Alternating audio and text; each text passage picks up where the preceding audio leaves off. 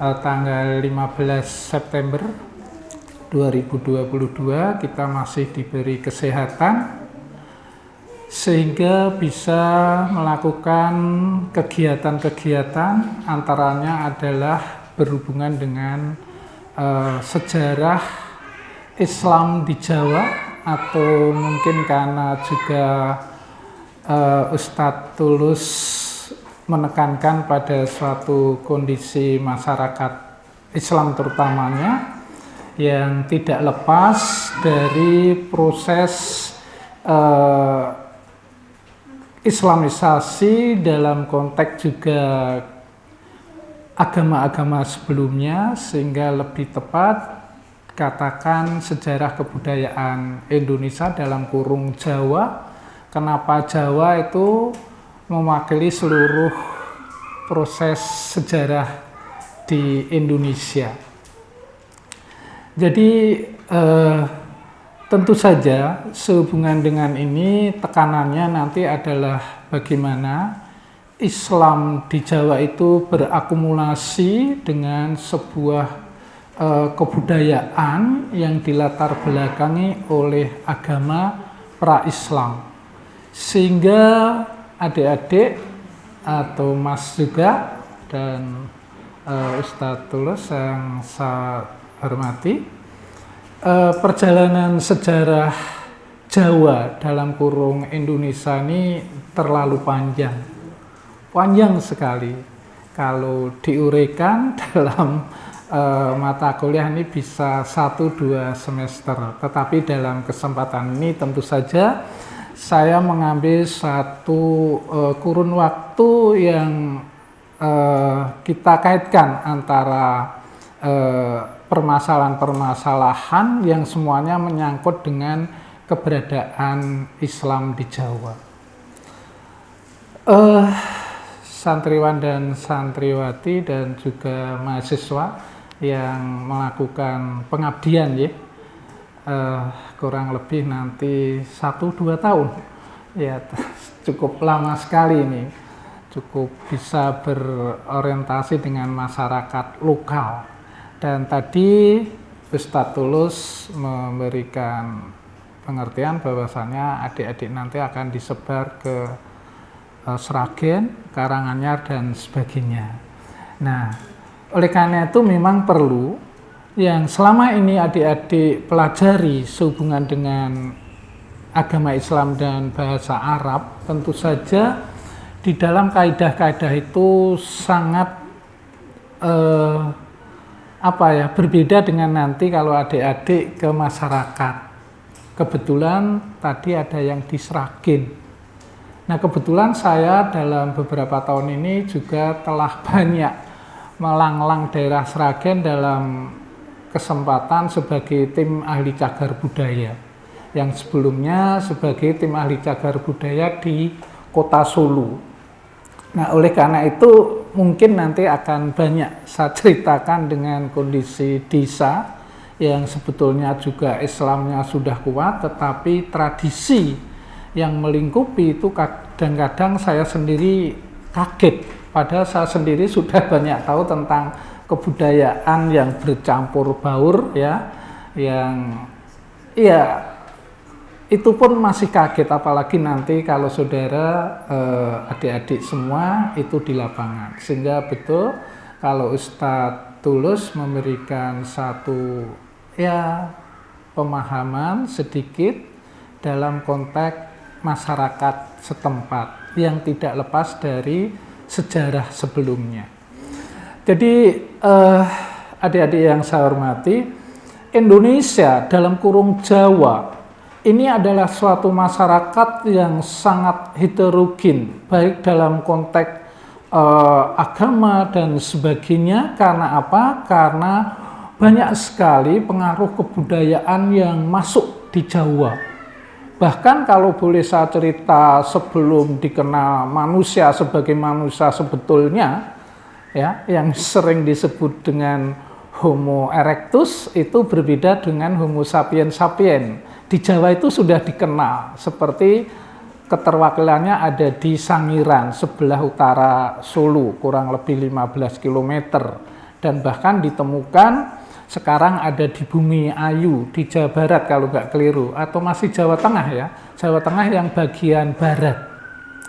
Artinya adik-adik, perjalanan sejarah Indonesia dalam kurung Jawa ini dalam konteks kebudayaan itu sudah terlalu lama. Mungkin adik-adik baru dengar ini ya, sekitar 1,7 juta tahun yang lampau. Sedangkan sejarah dalam arti sejarah yang sebenarnya itu baru abad 4 yang ditemukan bukti-buktinya di Kalimantan dengan prasasti Kute, di mana dalam konteks itu kita mulai mengenal sejarah. Sejarah dalam kurung artinya bahasa dan tulis. Sebelum itu kita belum mengenal bahasa dan tulis. Oleh karena itu adalah pengaruh dari India, yang notabene India dalam kurung adalah Hindu-Buddha. Adik-adik, di Indonesia abad-abad 4 sampai abad 12 atau katakan 10, pure adalah masyarakat Hindu-Buddha. Tidak ada Islam satupun. Baru kemudian nanti setelah ada pedagang-pedagang dari India ataupun langsung dari Timur Tengah, nah kita baru mengenal Islam. Itu pun nanti khusus di Jawa itu akan berkembang pada masa akhir Mojopahit, atau peradaban Islam pertama di Jawa adalah Kerajaan Demak. Tetapi perlu diketahui adik-adik, bahwasannya sebelum Islam masuk, kalau kita berbicara tentang kondisi masyarakat, itu lebih jahiliyah daripada yang ada di Timur Tengah, di Arab. Sewaktu Rasulullah itu mengenalkan agama Islam, kondisi di sana ya jahiliyah. Tetapi di Indonesia, di Jawa, itu ditopang oleh sebuah kekuasaan, yaitu kerajaan. Kerajaan yang mempunyai latar belakang agama Hindu-Buddha. Dan perlu diketahui adik-adik, sistem kerajaan pada masa itu, raja adalah seorang penganut agama yang sangat loyal, yang sangat, kata lain, ya sangat taat. Bahkan adik-adik, di dalam sistem agama Hindu dan Buddha itu tidak sekedar Hindu dan Buddha, tetapi nanti di dalamnya ada sekte, masih ada subsekte. Artinya apa?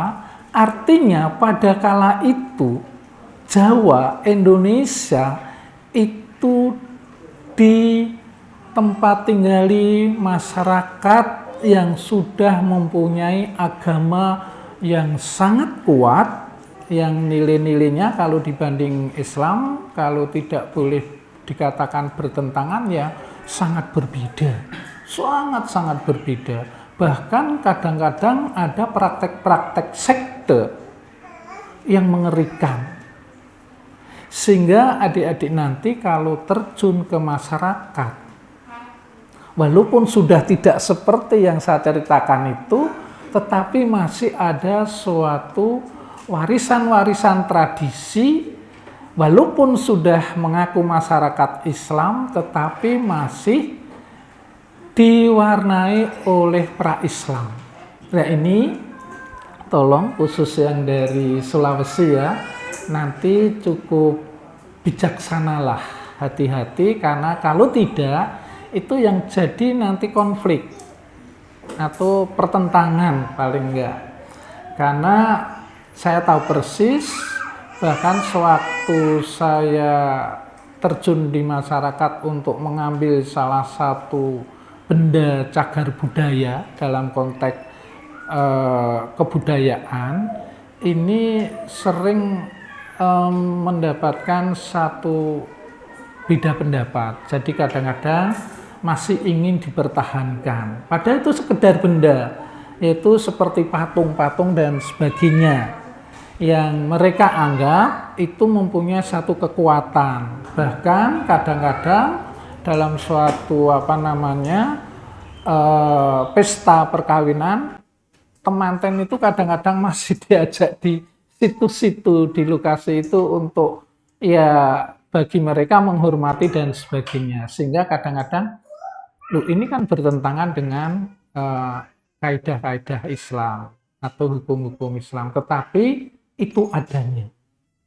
Sehingga hal itu nanti mesti harus hati-hati. Jadi mesti harus lebih dulu menyesuaikan. Nah, adik-adik, kata menyesuaikan di dalam sebuah dakwah ini banyak sekali kita temukan pada masa-masa, terima kasih, masa-masa Indonesia awal mengenalkan, menyebarkan agama Islam. Jadi para wali, ya, walaupun ada yang tidak setuju ada wali, kemarin rame ya, itu para wali itu ternyata itu sangat brilian. Ada beberapa contoh, jadi jelas waktu Demak sebagai kekuasaan kerajaan secara penuh dan otoritasnya adalah sangat kuat, tetapi kondisi masyarakat belum berubah seperti yang diharapkan dalam konteks Islam. Karena baru saja mengenal agama itu. Dan sebelumnya adalah sangat taat terhadap agama Hindu-Buddha. Itu sampai tadi ada sekte-sekte yang sangat kuat. Oleh karena itu, sewaktu Islam masuk di Jawa, mereka masih melakukan satu ritual keagamaan dalam konteks Hindu, katakan masuk keluar candi sebagai ritual atau sebagai pemujaan. Jadi sebelum Islam berjalan dengan baik, walaupun sudah mulai dikenalkan, masyarakat di Jawa itu masih melakukan ritual-ritual sehubungan dengan agama lamanya. Nah, ternyata itu tidak dilarang. Semula tidak dilarang, tetapi yang menjadi suatu, saya katakan, brilian, para penyebar agama Islam pada waktu itu merubah pahamnya. Oleh karena itu, candi yang merupakan bangunan suci agama Buddha, Hindu dan Buddha, dan sebagai tempat ritual atau pemujaan, itu dirubah pahamnya menjadi makam. Kenapa dirubah menjadi makam? Karena masuk keluar makam dalam konteks ziarah itu masih aman. Tetapi kalau candi sebagai tempat pemujaan, sebagai penganut agama Islam sudah keluar dengan sendirinya. Karena ada kepercayaan pemujaan di luar ketaatan kepada Allah Subhanahu wa Ta'ala. Nah, ini yang saya katakan brilian. Jadi tidak merusak psikologi masyarakat yang baru saja mengalami satu perubahan keyakinan dari Hindu atau Buddha yang sangat akut, yang sangat kuat, kemudian dirubah sebagai pemeluk agama Islam. Nah, oleh karena itu tentu terjadi satu perubahan psikologi di dalam masyarakat. Bahkan ada semacam pertentangan-pertentangan. Oleh karena itu ada suatu kebijakan. Masuk candi itu diperbolehkan, tapi candi sudah dirubah menjadi makam. Sehingga dalam konteks konsep ziarah itu masih diperbolehkan karena mendoakan, memintakan ampun dan sebagainya. Tetapi kalau masuk bangunan itu sebagai candi untuk pemujaan, itu sudah kosong lagi sebagai pemeluk Islam. Artinya keluar secara otomatis. Oleh karena itu, saya katakan ini suatu tindakan yang brilian, yang luar biasa, karena tidak mungkin pada kala itu Islam disebarkan dengan kekuatan, tetapi harus dengan suatu pendekatan budaya. Tidak mungkin. Bahkan nanti kalau saya ceritakan bagaimana Sunan Pandanaran setelah seperti di Papua bagian timur, karena di barat ternyata sejak awal sudah kena pengaruh Islam. Kemudian Nusa Tenggara Timur, daerah-daerah bagian Indonesia Timur tidak terjamah karena pada waktu itu alat-alat transportasi sangat terbatas, sehingga nanti yang membuka daerah-daerah timur adalah misionaris dan sending.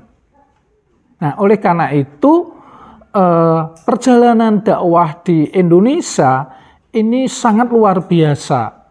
Tetapi karena pendekatannya adalah kebudayaan, maka sampai detik kali ini, tolong nanti adik-adik yang ke Sragen, Karanganyar, itu akan menemukan walaupun mereka sudah Islam, tetapi kadang-kadang masih menganut kepercayaan pra-Islam.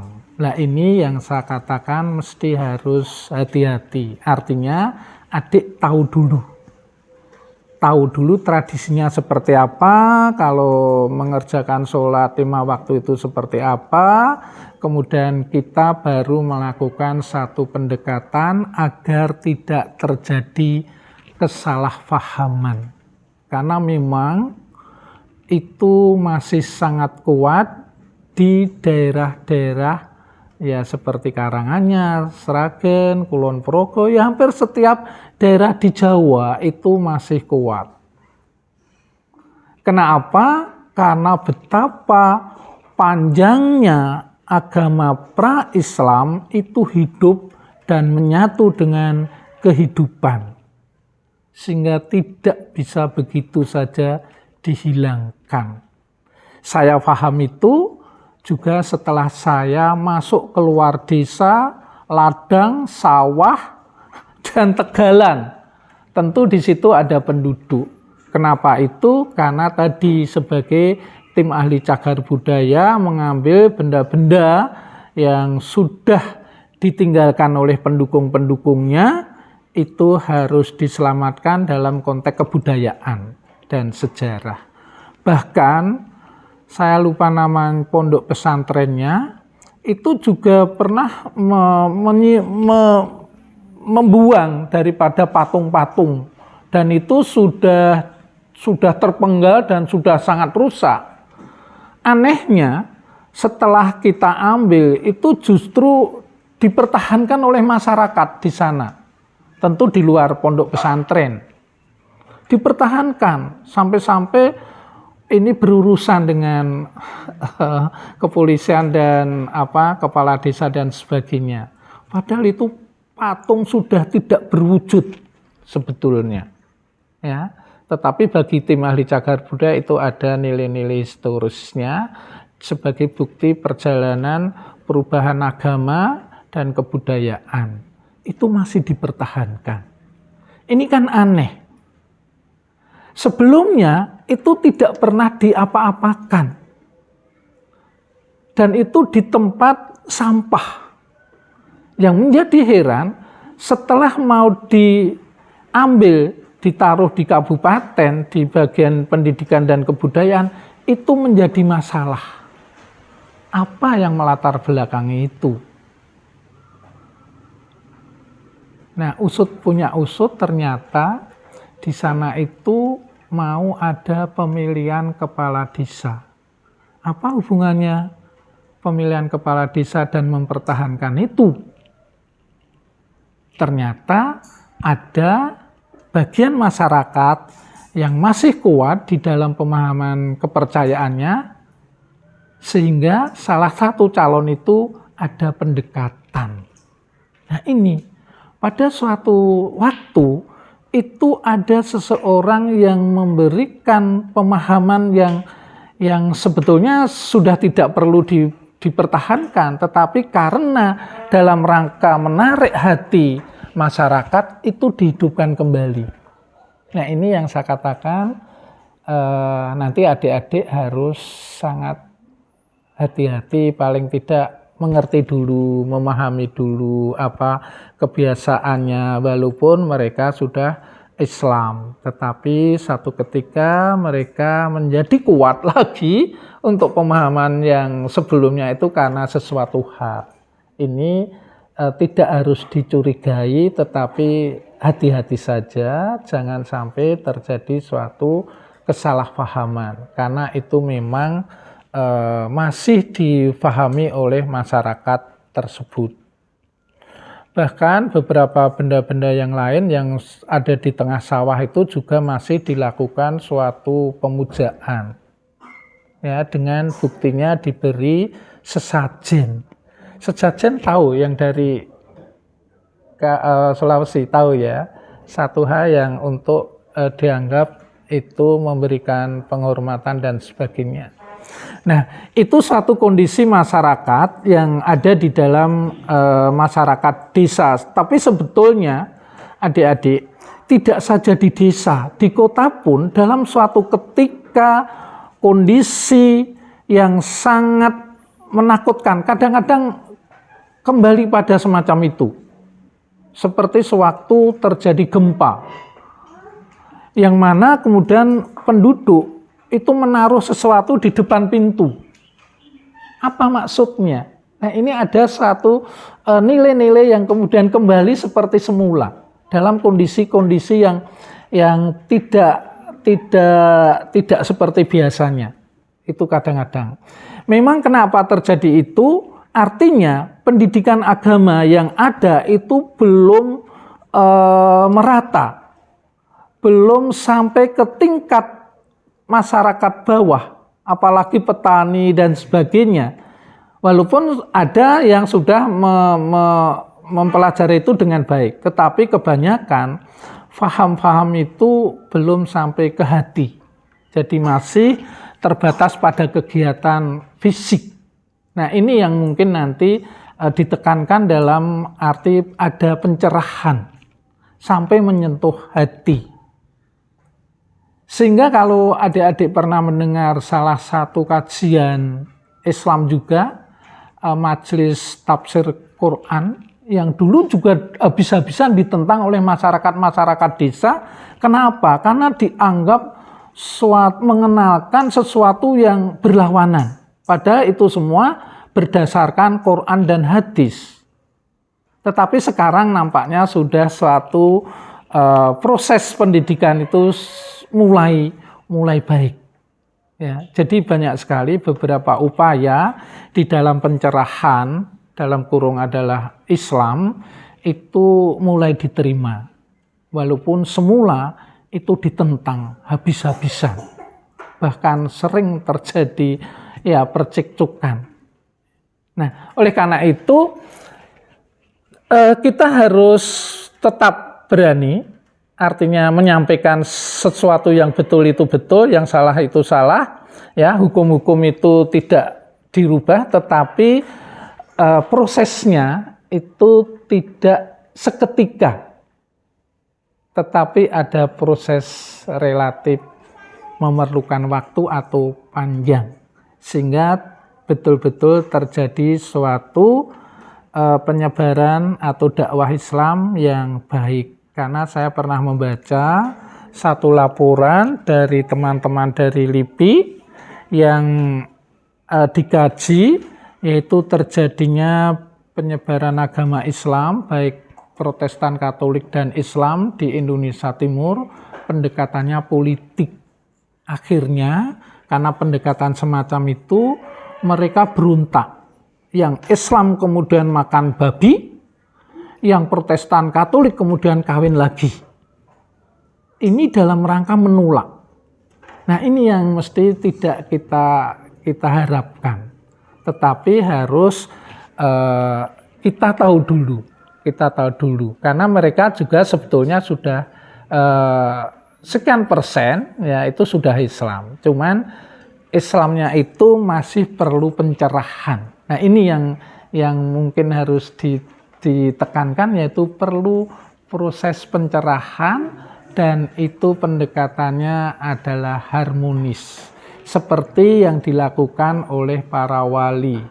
Kalau adik-adik saya ajak ke makam salah satu wali yang ada di Kabupaten Klaten, yaitu Sunan Pandanaran, yang saya teliti selama 3 tahun, yang goalnya sebetulnya saya ingin merubah sistem juru kunci menjadi guiding. Kenapa? Karena juru kunci itu lebih memberikan pengetahuan pada mitos dan kadang-kadang keliru keluar dari jalur Islam karena meminta dan sebagainya, membakar kemenyan dan sebagainya. Sedangkan kata guiding itu lebih menguak tabir ilmu pengetahuan agama dan kebudayaan. Tahun ketiga saya gagal. Kenapa? Saya takut, tidak berani merubah itu karena di dalam sistem itu pendapatannya sangat luar biasa, yaitu ratusan juta. Kalau saya masuk dan menyinggung-nyinggung itu, tentu saya bisa tidak pulang, bisa dihabisi. Oleh karena itu hanya saya sampaikan kepada forum pemuda tingkat kelurahan Karang Taruna. Mestinya makam itu banyak ilmu pengetahuan, sejarah Islam, kebudayaan Islam, tetapi itu tidak dikemukakan. Kenapa? Karena sistemnya juru kunci. Kalau sistemnya guiding, menjelaskan, itu Islam masuk dengan baik. Bagaimana proses penyebaran agama Islam di daerah Jawa dalam kurung Kabupaten Klaten di Paseban. Silahkan nanti kalau, atau ada yang dari Klaten? Ya, itu sangat luar biasa bagaimana Sunan Pandanaran ini menyebarkan agama Islam dengan pendekatan harmoni. Cuman sayangnya dengan pendekatan itu tidak pernah murni agama Islam, masih bercampur dengan kepercayaan-kepercayaan sebelumnya. Saya menemukan satu kenyataan, ya, ada seorang gadis, saya katakan gadis karena masih muda belia, ya, yang hadir di situ itu dalam rangka meminta agar dagangannya laris. Saya tanpa harus wawancara dengan adik itu, dengan mendengarkan dari juru kunci, saya tahu persis apa kehadirannya, maksudnya dan sebagainya. Karena itu disampaikan oleh juru kunci. Dan satu yang menarik, di makam itu yang muncul adalah budaya Jawa. Kenapa? Ternyata ada yang hadir. Makam itu adalah makam Sunan. Sunan itu kategori pure Islam. Tetapi yang hadir di sana adalah orang Protestan Katolik juga. Dalam rangka apa? Dalam rangka meminta sesuatu. Artinya yang muncul adalah kebudayaan Jawanya, bukan Islamnya. Nah, ini suatu kenyataan-kenyataan yang ada dalam masyarakat kita. Dia salah? Ya, tetapi harus kita beri pencerahan. Karena belum tahu dalam konteks pengetahuan agama Islam yang sebenarnya. Atau dalam kondisi tertentu. Sehingga saya juga agak kaget, kenapa adik ini yang masih muda tidak tercerahkan, masih memahami paham-paham sebelumnya. Padahal mestinya masyarakat sekarang lebih cerdas daripada pada masa wali-wali pertama kali mengenalkan agama Islam, di mana candi sebagai pemujaan dirubah sebagai makam agar tidak bata sebagai penganut agama Islam. Tetapi yang terjadi di sekarang, makam malah dirubah menjadi candi, dalam arti makam itu adalah tempat ziarah, mendoakan, memintakan ampun, tetapi malah di makam melakukan pemujaan. Nah, ini kan terbalik 100%. Pola-pola yang mestinya mencerdaskan pada kala itu sekarang menjadi semacam pembuduhan. Nah, ini nanti adik-adik yang bertugas. Cuman memang harus sangat hati-hati. Kenapa? Karena itu walaupun mereka sebetulnya tahu, tetapi karena sudah hidup dalam masyarakat, itu dipertahankan.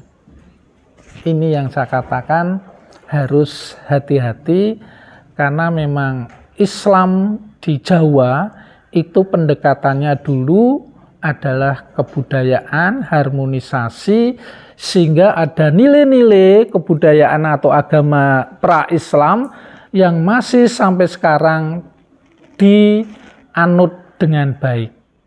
Satu segi, tetapi satu segi sudah sebagai penganut agama Islam.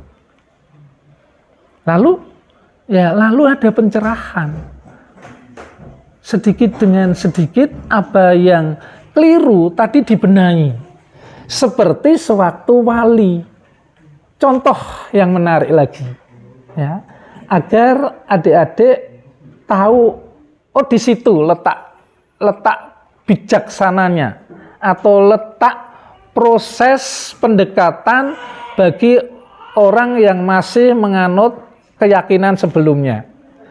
Jadi dulu termasuk di daerah ini, di Bantul, dimanapun, di desa-desa yang namanya adat genduren, tahu ya, genduren, tahu ya, yang makanan bermacam-macam kemudian dikumpulkan, didoakan, kemudian kadang dibawa pulang atau dimakan bersama-sama.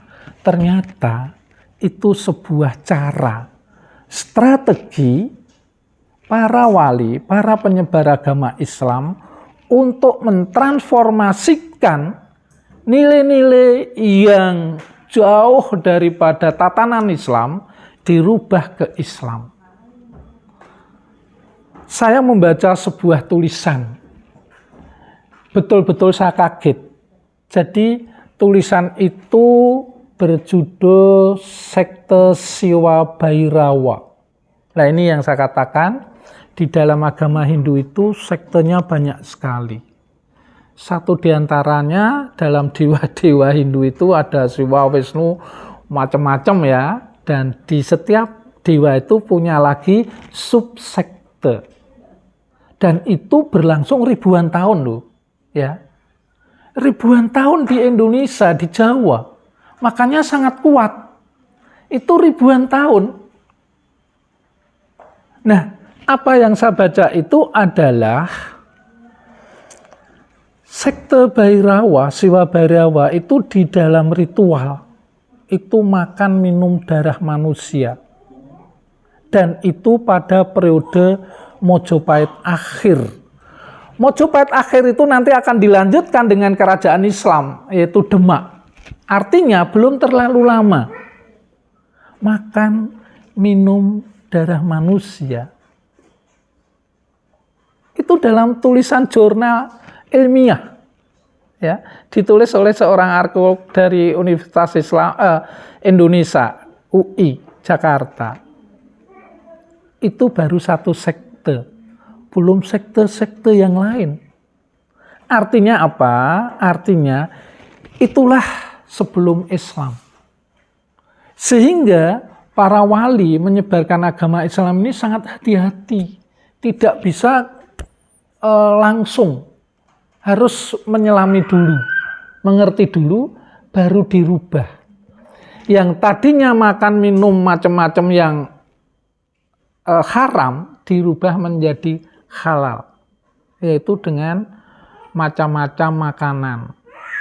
Ada nasi, ada jenang, macam-macam itu dalam rangka merubah yang haram menjadi halal. Apa itu keliru?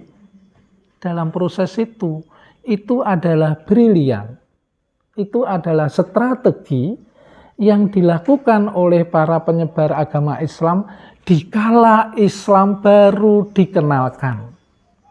Dan mereka itu sangat kuat dan didukung oleh negara atau dalam kurung kerajaan atau raja dan punggowo-punggowonya atau hulu balangnya. Sehingga saya menemukan satu ketentuan di dalam penyebaran agama di Klaten tadi, Sunan Pandanaran, Sunan Pandanaran itu menyebarkan agama Islam di pedalaman. Waktu itu pedalaman, karena kotanya ada di Prambanan. Ya, sebelum Islam masuk, itu kota ada di Prambanan. Borobudur itu pusat keagamaan pra-Islam. Nah, Sunan sendiri ada di pedalaman, jauh di pedalaman desa. Nah, di sana itu banyak para ajar. Para ajar itu ya semacam Mas Tulus, Ustadz Tulus, itu pada Hindu Buddha itu para ajar yang menentang kehadiran agama Islam. Tetapi apa yang dilakukan oleh Sunan? Jadi Sunan tidak mematikan, tetapi rintangan, hambatan, serangan diserang oleh para ajar, dikelola, diminit, tidak dimatikan. Setelah Sunan bisa meminit, mengatur, itu menjadi satu percepatan tujuan Sunan. Kenapa? Karena para ajar itu akhirnya setelah kalah, mengakui kalah, itu kemudian membantu Sunan. Karena para ajar itu ya punya wilayah, punya penduduk, punya penganut yang sangat kuat, sehingga setelah ajar itu kalah, ya ini nanti saya jelaskan sedikit ya, kalah itu akhirnya membantu Sunan, dan para ajar itu tidak dimatikan, tidak dihabisi. Nah, ini yang saya temukan, ini luar biasa. Sehingga masyarakat itu berduyun-duyun masuk Islam setelah para ajar juga masuk Islam. Nah, yang saya kata kalah ini memang ada satu tulisan lagi. Jadi kalau adik pernah dengar Candi Dieng yang ada di Wonosobo ya, sekitar sana, Dieng itu tidak ubahnya pada abad 7, 8, 9, 10, tidak ubahnya adalah kampus UGM. Tidak ubahnya kampus UNS, UGM atau UI. Ya. Kenapa? Di sana itu adalah pusat belajar agama dan olah kanuragan. Pusat belajar agama dan olah kanuragan. Itu juga dalam tulisan ilmiah, bukan saya mengarang. Itu ada dalam tulisan ilmiah oleh orang arkeologi yang banyak meneliti tentang bangunan-bangunan pra-Islam atau sejarah pra-Islam atau kebudayaan pra-Islam. Artinya apa? Mereka itu belajar agama itu sebagai pengetahuan yang berkembang terus. Sebagai pengetahuan agama yang terus berubah dan berkembang dan mendalam. Karena di sana dijelaskan ada para biksu pendeta bertingkat-tingkat kemampuannya. Demikian juga kalau kita analogikan dalam agama Islam seperti adik-adik semua. Ada yang semester 1, 2, 3, ada D1, D3, D4. Yang sebutannya tentu beda. Saya tidak harus menyebut. Ya. Itu ada. Itu dalam rangka belajar agama mereka. Karena agama mereka itu sangat dalam. Sektornya banyak. Apalagi kalau Buddha. Saya tahu karena pernah mengajar ini. Sekarang tidak terlalu dalam karena perubahan SKS. Dulu sangat dalam. Sampai Buddha itu ada Buddha masa lampau, Buddha masa sekarang, dan Buddha akan datang. Dan sektornya banyak sekali. Saya hanya ingin menjelaskan bahwasannya kondisi masyarakat desa kita itu kalau adik-adik nanti menemukan sesuatu praktek-praktek yang aneh, tidak usah heran. Kenapa? Karena itu kelanjutan dari tradisi ratusan ribuan tahun yang lalu. Kadang-kadang masih terbersit di daerah-daerah tertentu. Upacara-upacara tertentu itu semacam itu. Apalagi kalau nanti yang di Karanganyar tentu nanti akan mendengar Candi Sukuh, Candi Cetho.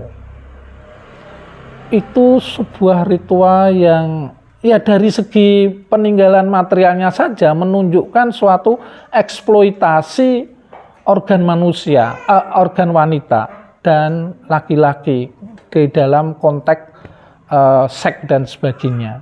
Sehingga itu pun ternyata setelah saya menjadi tim ahli cagar budaya di Karanganyar itu didukung oleh desa-desa dengan temuan-temuan yang sangat signifikan, yang sangat berhubungan dengan candi-candi tersebut.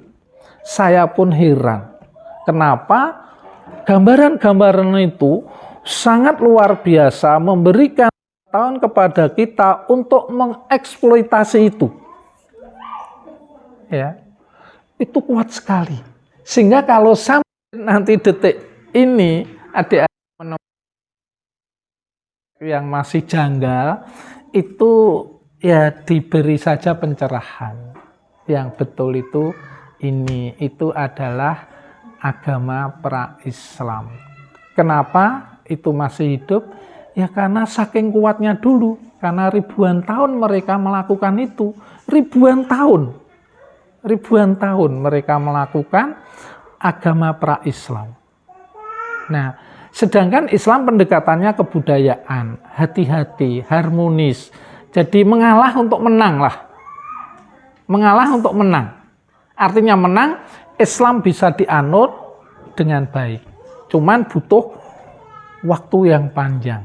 Tetapi yang jelas dari 100% latar agama Hindu-Buddha menjadi 100% dengan latar belakang agama Islam. Cuman di dalamnya maka ada proses pencerahan seperti adik-adik dihadirkan, juga adik-adik belajar di pusat-pusat agama Islam dan sebagainya, baik secara hukum dan sebagainya, untuk mencerdaskan kembali menurut ajaran Islam. Jadi sebetulnya adik-adik dalam sejarah panjang Jawa itu terjadi proses pencerahan ya, proses pencerdasan ya, cuman dengan latar belakang agama yang berbeda. Yang nanti dengan latar belakang agama yang berbeda itu membentuk satu kebudayaan. Jadi Islam sendiri itu bisa tentu Islam sumbernya adalah Al-Quran dan hadis. Tetapi dalam praktek di masyarakat itu akan hadir kebudayaan Islam. Kebudayaan itu apa? Kebudayaan adalah sebuah keseluruhan sistem gagasan atau ide, aktivitas, kebendaan atau material yang ada dalam masyarakat dan dimiliki, diperoleh dengan proses belajar. Itu kebudayaan. Sedangkan Islam tentu agama itu ada wahyu. Jadi antara Islam sebagai agama tidak lepas juga dari Islam sebagai kebudayaan atau kebudayaan Islam, yaitu kebudayaan yang dipengaruhi dilatar belakangi agama Islam.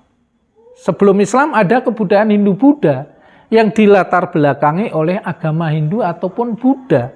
Bahkan sebelumnya ada kebudayaan prasejarah yang dilatar belakangi kepercayaan terhadap roh nenek moyang. Nah, adik-adik, kepercayaan roh nenek moyang itu menyatu dengan Hindu. Yang nanti ada apa yang dikenal dengan kultus Dewa Raja atau Dewa Raja kultus. Jadi pada masa Hindu, nenek moyang itu diterima, dewa juga diterima, raja sebagai nenek moyangnya. Karena raja menganut sekte. Kemudian raja dipuja-puja sebagai roh nenek moyang. Nah, ini yang terlalu kuat di Jawa. Ya. Kultus Dewa Raja. Nah, kebetulan di Islam nanti selalu menarik garis keturunan Brawijaya. Nanti kalau adik-adik mengenal tokoh-tokoh tertentu yang hebat-hebat, itu selalu menarik garis nenek moyangnya adalah kekuatan Brawijaya. Brawijaya itu siapa? Brawijaya tidak lain adalah raja-raja Mojopahit. Kalau menyebut Mojopahit itu dalam kurung Hindu-Buddha. Ya, Brawijaya itu selalu menarik garis keturunan Brawijaya. Ya, seperti Sunan Pandanaran, raja-raja Solo, Yogyakarta itu kalau ditelusuri garisnya adalah Brawijaya. Nah, ini suatu perjalanan sejarah panjang yang sampai sekarang itu masih sangat kuat. Jadi walaupun Jogja, Solo itu kerajaan Islam, tetapi di dalamnya kadang-kadang masih ada unsur-unsur pra-Islamnya. Demikian juga di Sumatera, di Kalimantan, itu masih sangat kuat itu. Ya, sewaktu saya seminar di Medan, ya berkenaan dengan Islam, keislaman, ternyata di Aceh, di Medan dan daerah-daerah di Kalimantan itu banyak sekali ditemukan patung-patung. Cuman patung-patung itu kebanyakan kalau di sana itu ditemukan di pinggir-pinggir sungai. Nah, kenapa dan bagaimana itu? Ya, tentu sangat berhubungan dengan karakter geografisnya. Sedangkan di Jawa itu kalau patung-patung mesti menyatu dengan bangunan candi. Nah, tetapi semuanya itu sudah berubah menjadi Islam. Islam berkembang, Islam maju. Cuman kebetulan setelah semua mengaku hidup dalam keberadaan kerajaan Islam, tidak terlalu lama kemudian VOC datang atau kolonial. Nah, di sini porak-poranda kerajaan-kerajaan Islam yang sebelumnya juga sudah ada intrik sedikit banyak, kemudian dengan VOC datang, maka semua diadu domba. Kenapa VOC mengadu domba? Yang semula adalah pedagang. Karena dengan kira-kira menolong yang kuat, VOC akan mendapat hak-hak istimewa. Nah, ini yang dimau. Hak istimewa, perlakuan istimewa, perdagangan istimewa. Maka satu di antara yang lain terus diadu terus. Di berbagai kesempatan. Dari Sumatera, Kalimantan, Jawa, semua daerah yang sudah berkerajaan Islam itu terus diadu domba. Karena akan mendapatkan hak-hak istimewa dan menguntungkan daripada VOC sendiri.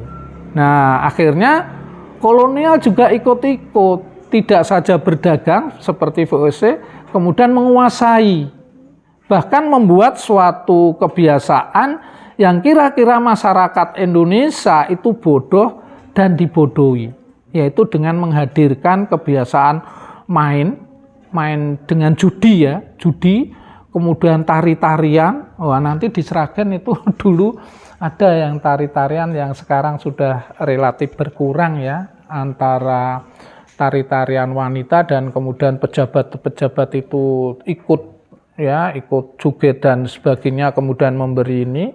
Dulu masih kuat, sekarang mudah-mudahan sudah hilang mudah-mudahan.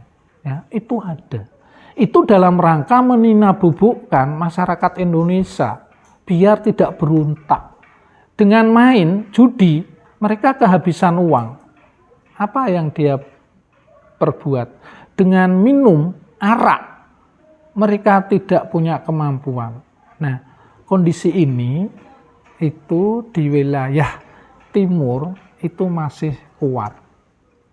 Bahkan katanya di Nusa Tenggara itu dibangun pabrik minuman keras. Saya pernah menengok anak saya di Kupang, itu saya takut keluar. Kenapa? Karena setiap mau naik Gojek ya, karena dia tidak punya kendaraan, kemana-mana naik Gojek, bau arak dan matanya merah.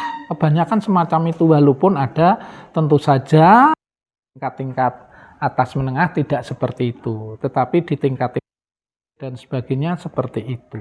Maka saya agak mengurangi keluar. Sebetulnya ingin sekali untuk mengetahui masyarakat di Kupang, tetapi karena agak riskan ya, karena rasa saya saja yang takut mungkin ya, itu semacam itu.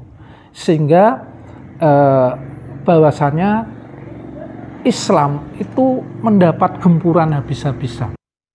Bahkan adik, di Solo dan Yogyakarta, khususnya Solo itu dulu pernah melakukan hukum Islam. Ya, tetapi kemudian dikuasai kolonial, habis dibabat. Dan hampir saja Islam itu habis di kala kolonial.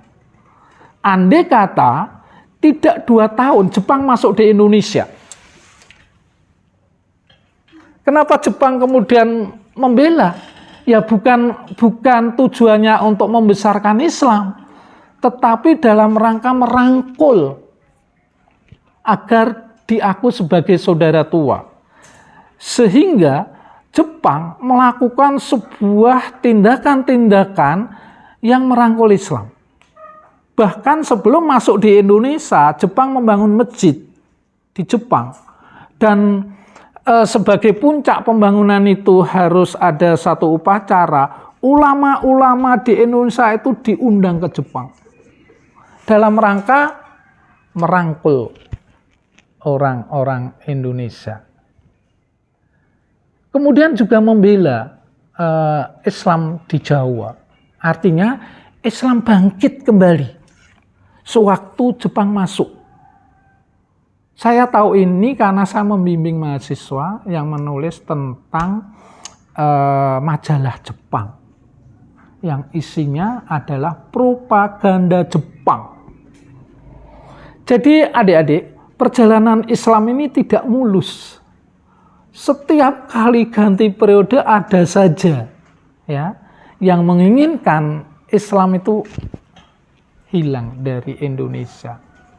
Belum yang kemudian nanti sampai ke 65 dan sampai sekarang ya. Jadi memang Islam itu harus diperjuangkan. Kalau tidak, pada masa kolonial itu hampir, alhamdulillah Jepang hadir.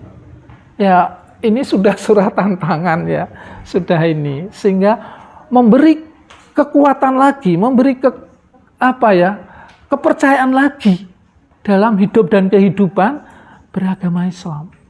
Sudah dihabisi, hampir saja habis di mana-mana. Seperti tadi, bahwasanya di Solo itu sudah ada hukum Islam, kemudian ya dihabisi, ya. Dan itu sebuah perjalanan panjang. Tapi suatu ketika dalam masa kerajaan Islam, kalau adik pernah mendengar Amangkurat I, itu menghabisi 6.000 ulama. Kenapa? Ya karena merasa terganggu. Jadi hati-hati betul. Islam itu sejak awal itu banyak yang memusuhi. Pada Amangkurat I itu 6.000 lebih ulama itu dihabisi. Itu Islam di Indonesia. Sejarahnya panjang. Pasang surut silih berganti. Jadi perjuangan dalam menegakkan agama Islam itu sejak dulu itu lebih daripada suasana sekarang. Kalau beberapa habib atau ulama dihukum itu dibanding perjuangan-perjuangan itu masih kecil. Dulu seperti itu. Bahkan 6.000 ulama dihabisi. Amangkurat I belum lama itu. Belum lama. Ya. Karena itu kan penerus dari nanti Demak, itu ada Pajang nanti ada Sultan Agung, Panembahan Senopati, Sultan Agung, dan nanti kemudian kembali lagi ke Kartosuro, kemudian lagi ke Kota Gede, Amangkurat itu sampai semacam itu. Dan akhirnya sampai Surakarta, kemudian pecah menjadi 2. Itu kerajaan-kerajaan Islam. Kondisi sekarang sudah carut-marut. Ya. Sebagai pusat kebudayaan, yang sebetulnya dalam kurung adalah Islam, ya. Karena Solo dan Yogyakarta itu adalah Mataram Islam. Yang tadi saya jelaskan, yang ada Siwa, Durga, ada upacara macam-macam itu Mataram Hindu, Mataram lama, Hindu Buddha. Kemudian dilanjutkan dengan Mataram Islam. Ya. Tetapi dalam pada itu walaupun sudah menjadi kekuatan kerajaan yang mempunyai suatu otorita, kemudian juga dihancurkan oleh kolonial. Terus silih berganti.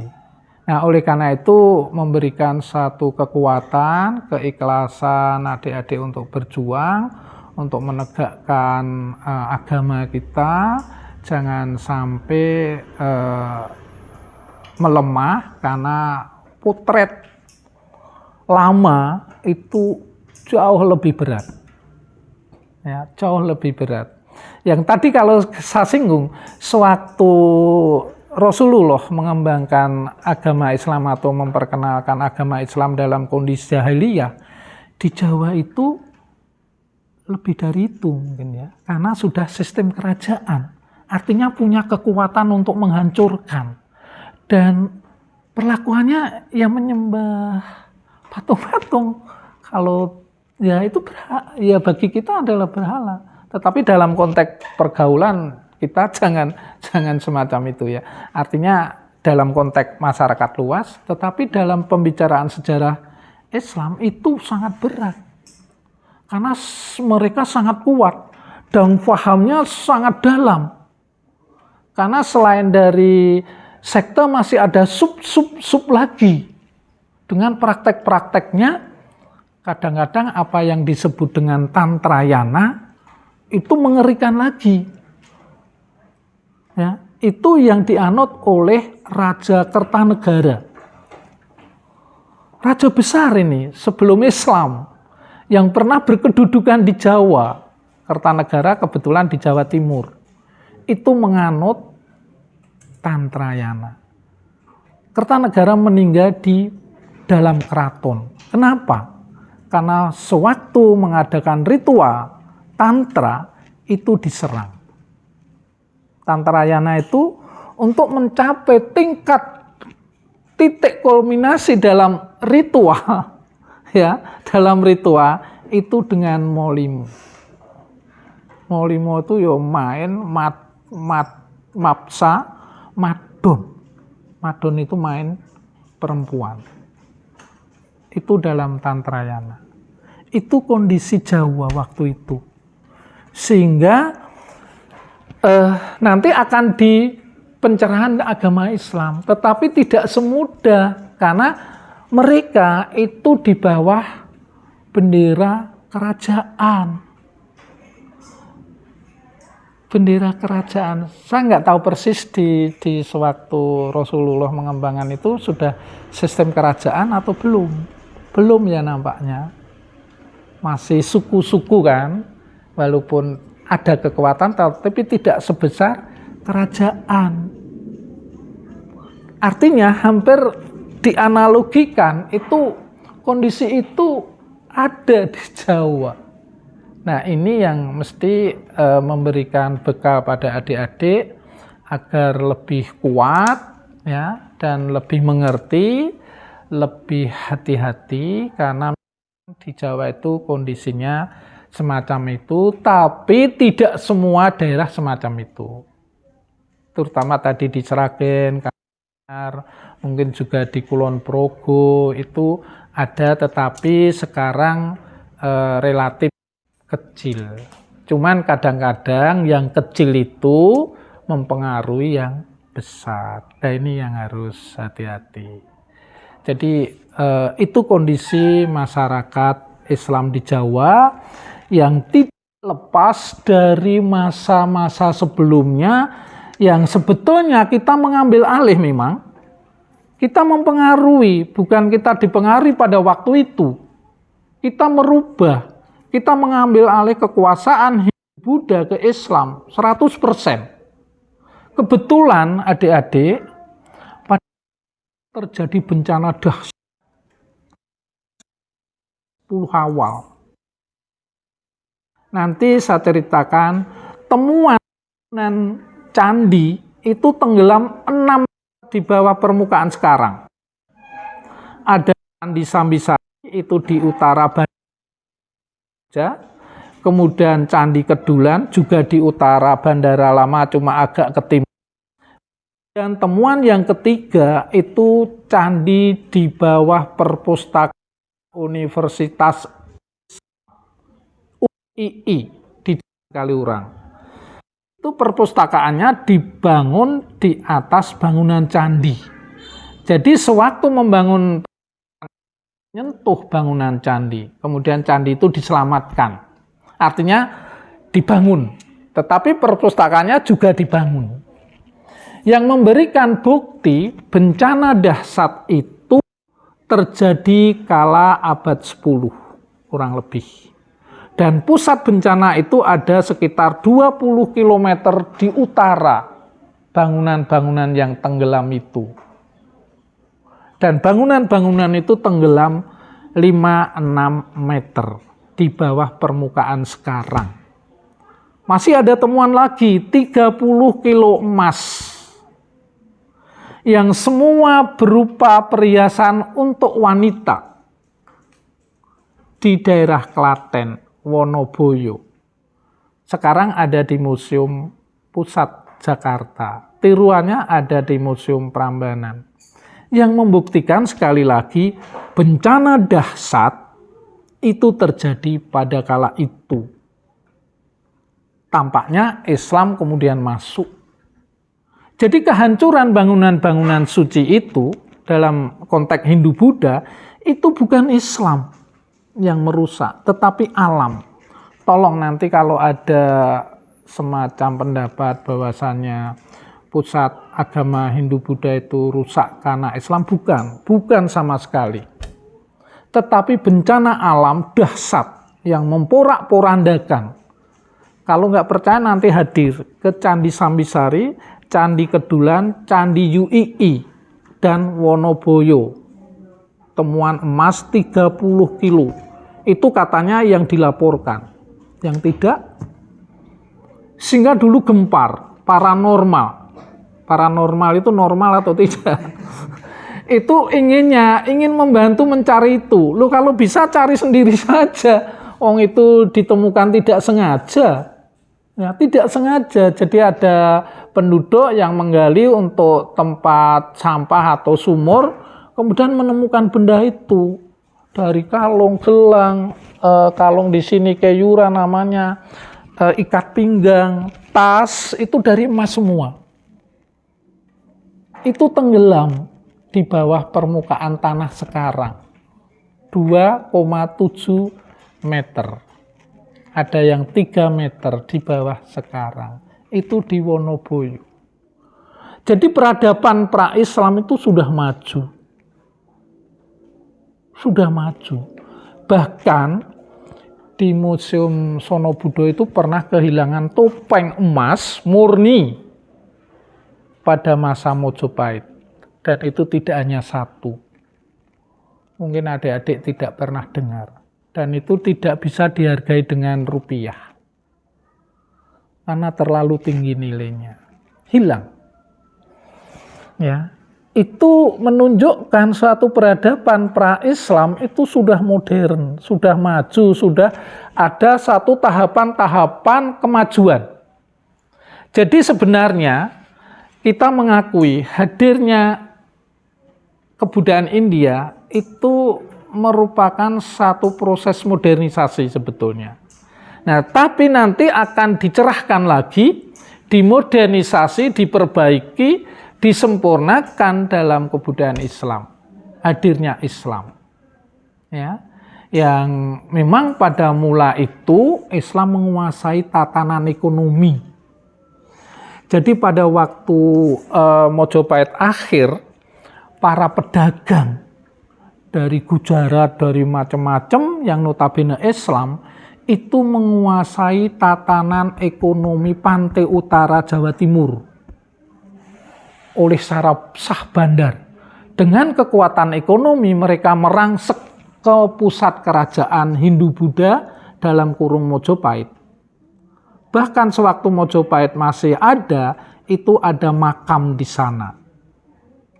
Makam-makam Islam yang pada waktu sebelum dipugar oleh Pak Gus Dur, presiden kita keempat atau ke berapa, itu makam-makam itu ya hanya di bawah-bawah pohon itu, makam-makam Islam. Tetapi kemudian oleh Pak Gus Dur, presiden itu dipugar menjadi makam-makam yang mewah. Dan di sana ada tradisi ziarah. Dan saya pernah hadir di sana membimbing mahasiswa. Antara makam dengan base parkir itu tidak terlalu jauh, nggak ada 1 kilo. Tetapi yang menarik dalam konteks ekonomi setelah itu dibangun, ya, itu Gojek ini ada 500 Gojek. Artinya berapa keluarga yang dihidupi dengan itu. Dan ini tidak jauh barangkali, nggak ada 1 menit naik itu. Tapi tentu peziarah biasanya naik ini. Memberikan satu suasana peningkatan ekonomi, satu sisi. Kemudian tradisi ziarah hidup dengan baik di sana memang. Ya, karena para saudara-saudara kita, diizinkan banyak tradisi ziarah itu. Apalagi malam Jumat Legi, Jumat Kliwon. Jadi saya pernah hadir membimbing dan bermalam di salah satu quiz house, ya. Itu yang punya, lagi-lagi nih, yang punya rumah itu, yang punya quiz house itu mendekati kami beberapa orang, ya, dan menawarkan keris. Atraksinya keris itu bisa berdiri. Ya memang saya saksikan, tapi saya juga nggak beli. Ya, saya nggak, ya sudahlah, menolak tidak, ya juga tidak kan gitu, karena kami tinggal di situ. Itu artinya masih ada semacam itu di lingkungan orang-orang Islam. Nah ini karena apa? Islam itu belum sempurna, masih butuh pencerahan, pendidikan, dan sebagainya. Karena tadi waktu para wali itu dakwah itu dengan jalan damai. Apa itu keliru? Tidak. Dan tidak mungkin untuk jalan yang lain. Memang harus mengerti dan masih mengapresiasi, masih menghargai sedikit banyak selama tidak bertentangan. Yang aneh lagi, adik-adik, kalau ada adik sering ke makam, saya sering, ya karena dalam konteks ilmu pengetahuan, ya di Jawa Timur hampir seluruh, ya makam-makam itu kami hadiri dalam konteks ilmu pengetahuan arkeologi. Nah yang aneh di Klaten itu tadi, struktur bangunan makam Sunan itu bisa dibandingkan dengan struktur bangunan candi di Prambanan. Kenapa itu? Karena menghargai tadi jalan damai. Jadi masyarakat di sana pada waktu itu damai, walaupun sudah berubah agamanya. Artinya berubah agama itu kan suatu hal yang sangat menyentuh hati, ya. Psikologi itu harus diselamatkan. Damai. Itu sampai-sampai Sunan itu membangun, tentu saja bukan Sunan ya yang membangun karena sudah meninggal almarhum kan.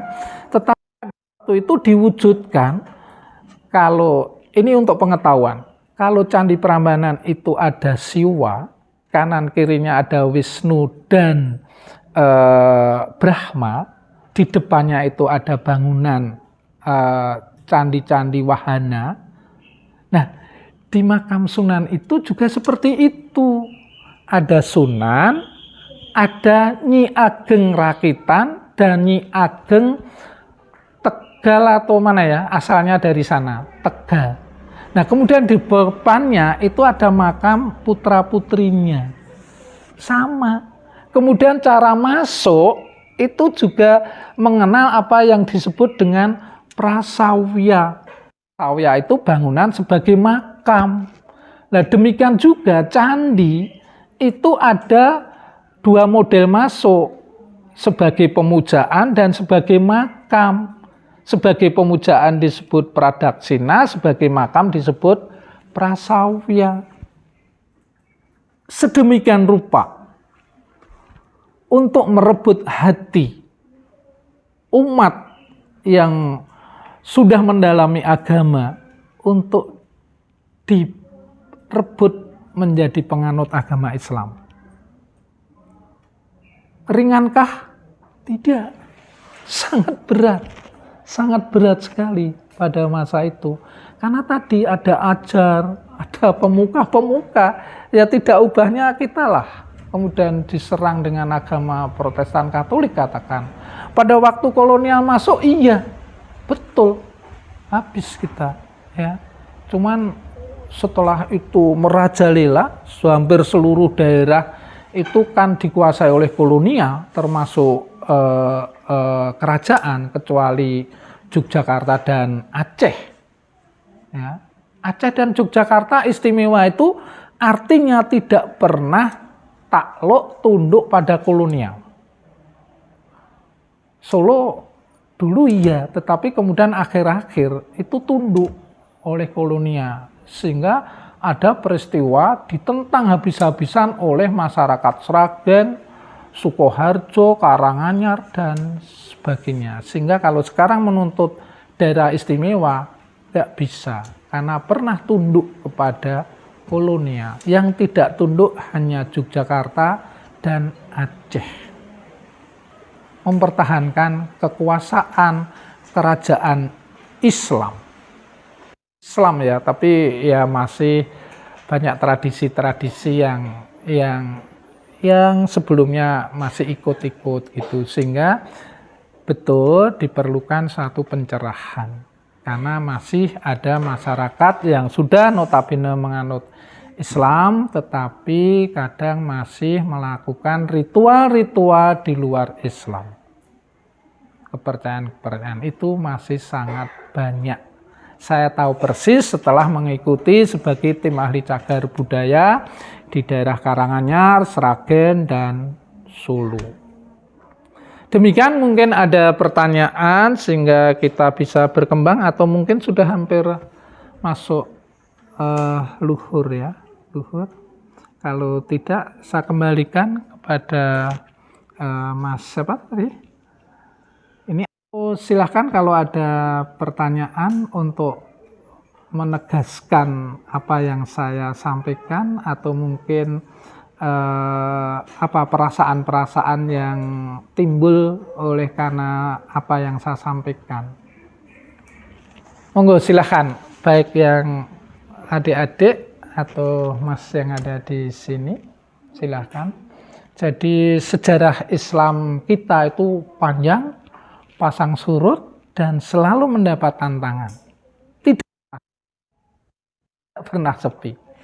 Ya, tetapi kita seperti itu tetap saja ya bahagia dengan menjalankan syariat hukum-hukumnya, tentu dengan bahagia. Cuma dalam ekstern itu selalu ada tantangan-tantangan. Selalu ada. Ya, itu selalu ada. Kenapa demikian ya kalau kita pikir? Kenapa ya? Kita itu kan berbuat baik, bla bla bla, tetapi selalu mendapat tantangan. Nah, nampaknya itu ladang amal kita. Ya, memberi kesempatan kepada kita untuk berbuat sesuatu yang lebih pada biasanya. Ya. Dan nampaknya sekarang untuk mengembangkan agama Islam, belajar tentang Quran dan hadis itu betul-betul berkembang. Walaupun dari sisi lain tampaknya pendidikan sekarang agama tidak ada. Sudah dihapusnya.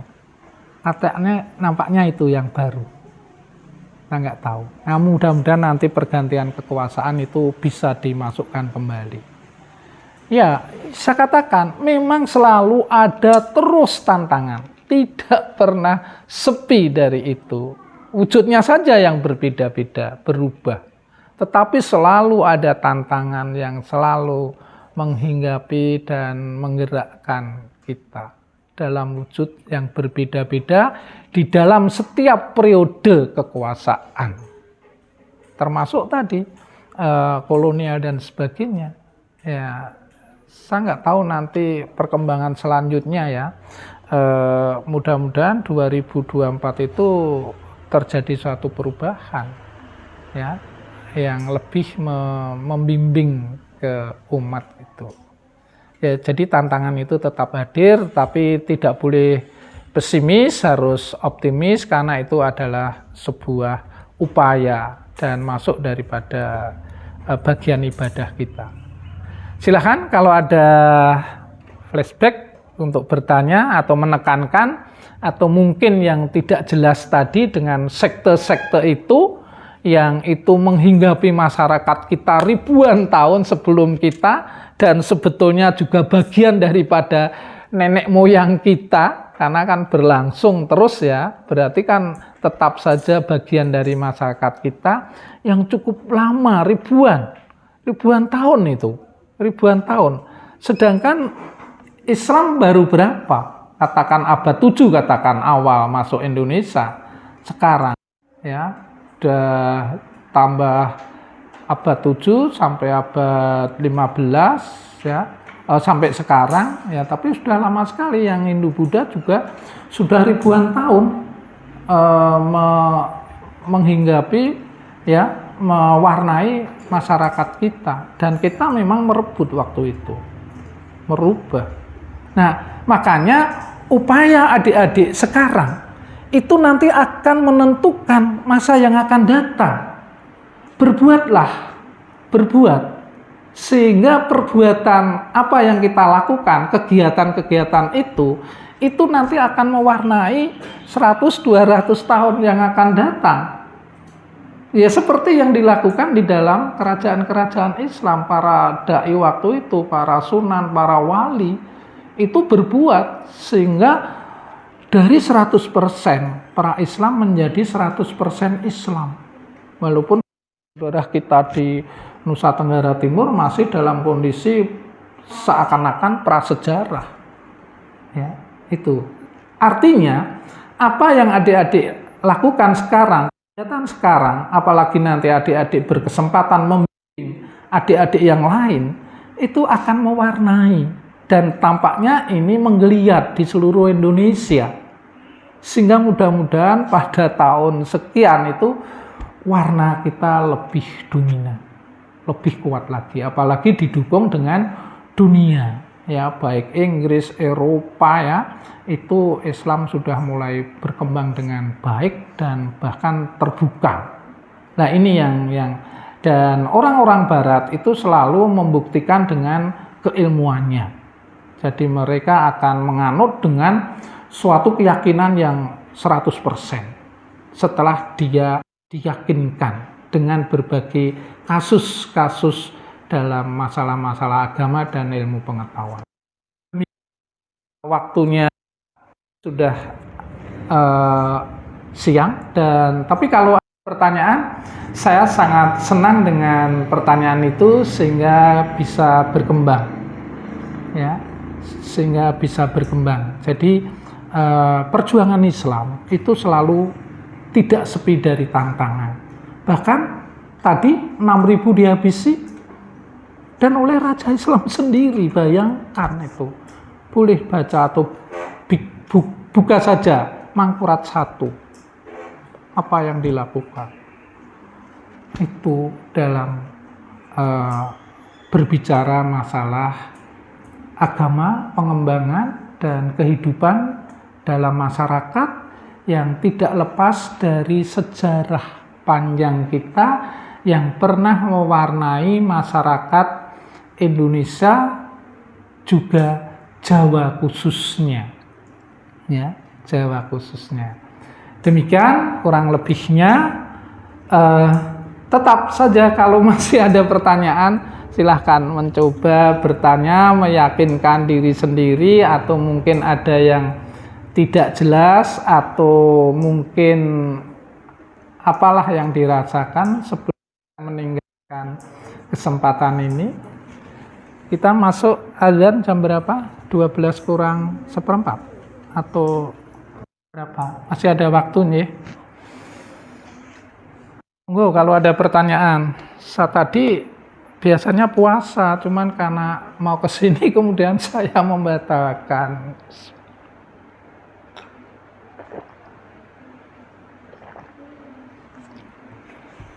Tunggu kalau ada pertanyaan.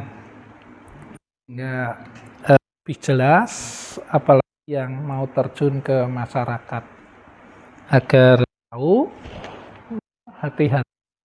Kemudian tapi tidak pesimis, semuanya akan berjalan dengan baik tanpa kendala apapun, karena di desa-desa itu juga sudah banyak pondok pesantren.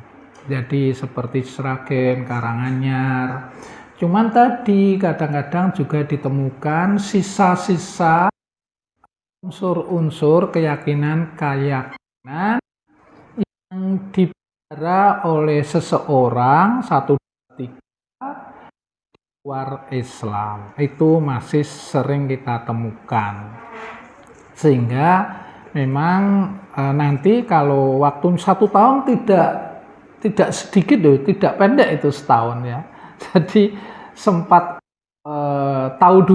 mengetahui dulu, kemudian nanti kerjasama dengan tokoh-tokoh agama tempat agar tidak terjadi paham, sehingga adik-adik memberikan satu visi misi yang lebih lagi, dan apa yang menjadi tujuan itu bisa terwujud. Karena kadang-kadang kalau ada program-program itu terwujud secara fisik, tetapi goalnya itu kadang-kadang masih abstrak atau belum terwujud. Itu banyak sekali hal-hal semacam itu karena belum dilakukan satu pendalaman. Jadi sebuah pembangunan itu kadang-kadang terwujud 100%, tetapi goal tujuannya itu tidak terwujud. Jadi hanya secara fisik. Nah, mungkin yang adik-adik lakukan kan tentu saja di dalam sebuah kegiatan-kegiatan keagamaan ya. Kalau bisa ya disentuh sampai ke paling dalam, sehingga mereka berubah betul, meyakini betul kebenaran ajaran itu. Dan yang kemarin dulu sedikit demi sedikit itu ditinggalkan. Karena kalau tidak, tetap saja mereka melakukan sesuatu yang di luar ajaran Islam. Kenapa? Itu tradisi. Nah, ini yang kalau bisa adik-adik membuat suatu tradisi yang baru, yang terbarukan, ya, nilainya sesuai dengan Islam. Nah, itu yang bagus. Tetapi memang itu harus dikonsultasikan, didukung oleh tokoh-tokoh setempat. Tapi ide-ide itu bisa dikonsultasikan, bisa didiskusikan tanpa harus menyakiti. Itu seperti tadi para sunan itu bisa masuk karena dengan merubah pemahamannya tanpa menyakiti, karena mereka kuat sekali mempertahankan itu. Tetapi dengan digeser sedikit, tidak frontal, itu kemudian bisa masuk dan menguasai. Bahkan yang kemarin lawan bisa menjadi percepatan tujuan daripada sunan itu sendiri, karena didukung oleh keseluruhan masyarakat. Nah, ini sebuah suatu strategi sunan untuk mempercepat tujuannya. Lawan itu tidak dihabisi dalam arti kemudian tidak dipakai atau disingkirkan, tidak, tetapi dikelola, dimanage. Kemudian tujuan sunan itu menjadi sangat cepat, semua masuk agama Islam, walaupun masih ada kekurangan di sana sini karena tadi tidak frontal. Nah, ini yang mungkin bisa menjadi catatan saja agar tidak kaget. Karena kadang-kadang saya sendiri juga heran, karena ternyata di tingkat bawah itu kadang-kadang tidak seperti bayangan itu, kadang-kadang ada. Tetapi tidak semua daerah ya, tidak semua daerah begitu. Cuman ada daerah-daerah yang itu masih ada. Bahkan kalau nanti saudara menyentuh daerah-daerah candi, itu masih banyak penganut Hindu-Buddha.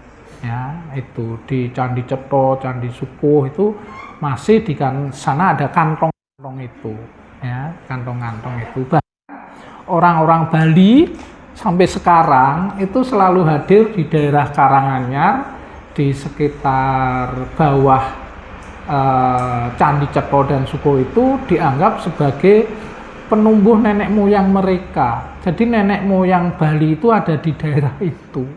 Itu meyakini itu, sehingga dalam tempo tertentu, waktu-waktu tertentu mereka hadir di situ.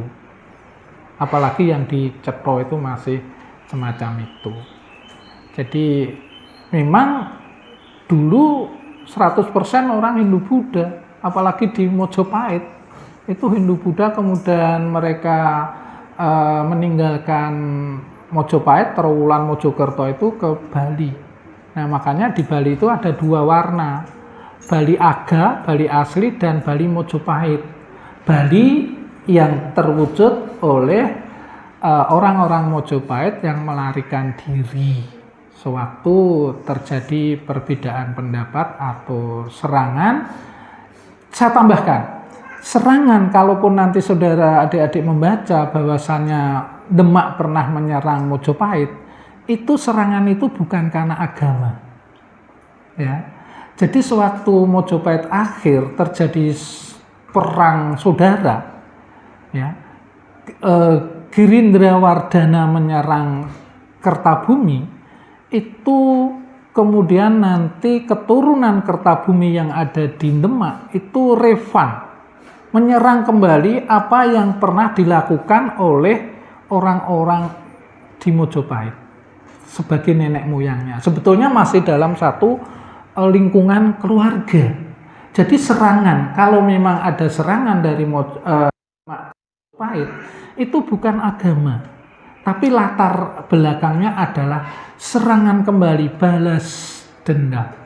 Ada semacam perasaan membalaskan nenek moyang Kertabumi itu. Jadi bukan Islamnya, karena pada dasarnya penguasaan Demak adalah kelanjutan dari Mojopahit. Sehingga serangan itu adalah serangan kembali atas dasar pernah dilakukan raja-raja Mojopahit pada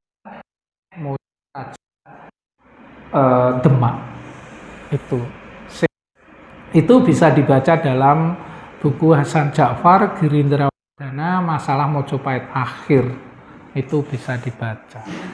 Demikian, tidak ada pertanyaan. Kalau tidak ada, mungkin waktunya sudah 11:30.